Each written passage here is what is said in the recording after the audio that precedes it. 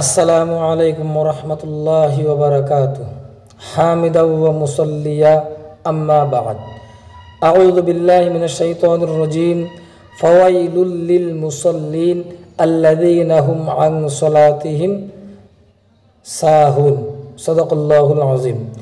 প্রিয় শ্ৰোতা মণ্ডলী, আজি মই আপোনালোকৰ লগত কথা পাতিবলৈ আশা কৰিছোঁ কোনো মানুহে যদি নামাজ লৈ অৱহেলা কৰে তেনেহ'লে সেই মানুহৰ 15টা শাস্তি দিয়ে আল্লাহ তাবাৰক ও তাআলা। মই আগত কৈছিলোঁ যে যদি নামাজ লৈ অৱহেলা কৰে তেনেহ'লে সেই মানুহজনক আল্লাহ তাবাৰক ও তাআলা 15টা শাস্তি দিয়ে। হুজুৰ সাল্লাল্লাহু আলাইহি ওয়াসাল্লাম হাদিস শৰীফত কৈছে সেই মানুহজনৰ শাস্তি হ'ব এই পৃথিৱীৰ বুকুত 6টা, আৰু যেতিয়া সেই মানুহজন ইন্তিকাল কৰিব কিবা ইন্তিকাল কৰাৰ সময় হ'ব তেতিয়া সেই মানুহজনৰ কষ্ট হ'ব 3টা।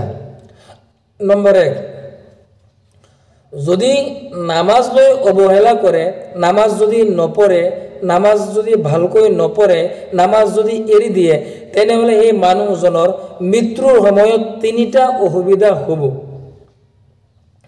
আল্লাহ তাবাৰক ও তাআলা সেই মানুহজনক 3টা শাস্তি দিব। নম্বৰ 1, যদি নামাজ নপঢ়ে তেনেহ'লে সেই মানুহজন যেতিয়া ইন্তেকাল কৰিব এই ইন্তেকাল কৰাৰ সময়ত সেই মানুহজন বেইজ্জত হৈ ইন্তেকাল কৰিব, এই মানুহজনৰ একো দাম নাথাকিব। আৰু 2 নম্বৰ হৈছে সেই মানুহজন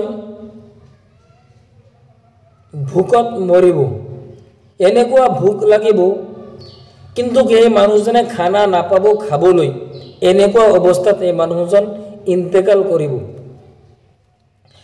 আৰু 3 নম্বৰ হৈছে সেই মানুহজনক কি কৰিব, মৃত্যুৰ সময়ত এনেকুৱা পিয়াস লাগিব যদি সেই মানুহজনক গোটেই দৰিয়াৰ পানী, গোটেই নদীৰ পানী যদি পান কৰাই দিয়া তেনেহ'লেও সেই মানুহজনৰ পিয়াস খতম নহ'ব, শেষ নহ'ব।